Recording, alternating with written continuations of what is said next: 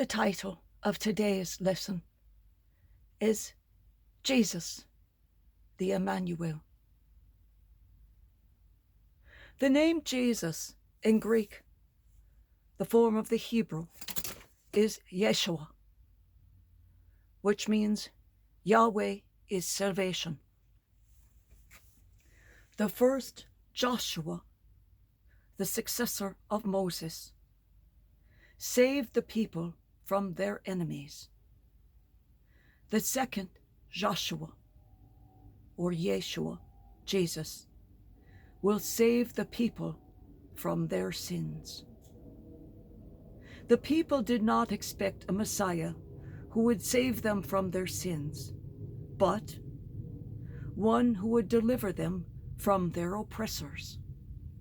That is why they prayed and prayed and prayed as they were slaves in Egypt, as every oppressor, as every single country that took them over, as they broke each covenant from God, prayed for the Messiah. The fulfillment of prophecy is important to Matthew. He mentions fulfillment of prophecy 11 times in his Gospels.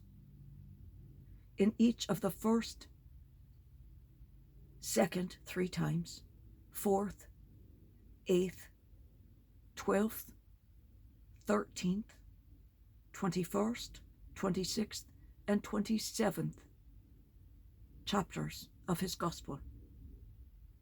Look on the Facebook page for the actual citations. In Hebrew, El, E-L, is a short form of Elohim, spelling it E-L-O-H-I-M, Elohim. It is a name for God. Emmanu-el means God with us, and that is spelt with an I. Emmanu-el. Emmanu-el with an E describes Jesus' role or vocation. Jesus' calling is to save his people from their sins and to be manifest of God's presence. Matthew thus begins his gospel with the promise that Jesus is God with us. Matthew then ends his gospel with the promise that Jesus will be with us always to the end of the age. Matthew 28:20. Matthew's understanding is that in the life, death, and resurrection of Jesus of Nazareth, God is with us, reconciling the world to himself through his Son, Jesus Christ. Jesus is the reassurance in the flesh that God has not given up on us, but will ever and forever remain with us.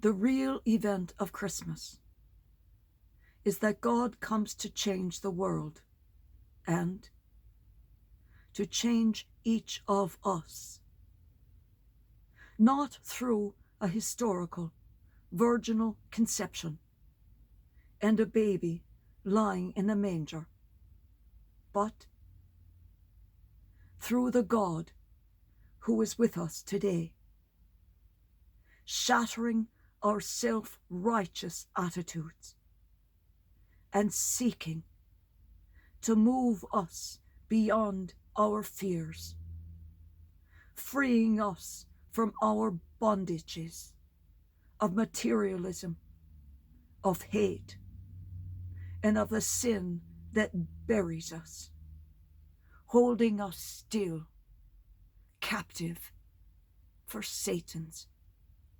harvest. Prepare your heart for Christ's coming.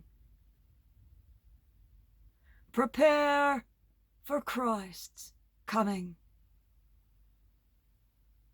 Prepare ye the way for the Lord.